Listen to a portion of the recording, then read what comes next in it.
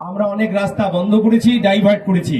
পুলিশের নির্দেশিত যে পথগুলি রয়েছে, আপনাদের কাছে অনুরোধ থাকছে সেই সমস্ত পথ ধরে আপনারা আবার আপনাদের বাড়িতে এবং গন্তব্যস্থলে পৌঁছে যাবেন।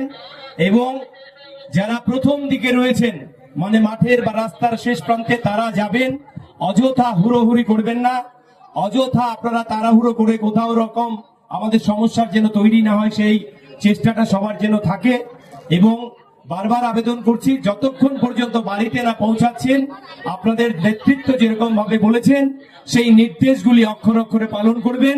এবং আমাদের এই যে মাঠের মধ্যে এই সভা যেটা আজকে এখানে হয়েছে, সবাই মিলে যেভাবে আমাদেরকে সহযোগিতা করেছেন, আপনাদেরকে আমি ধন্যবাদ জানাচ্ছি।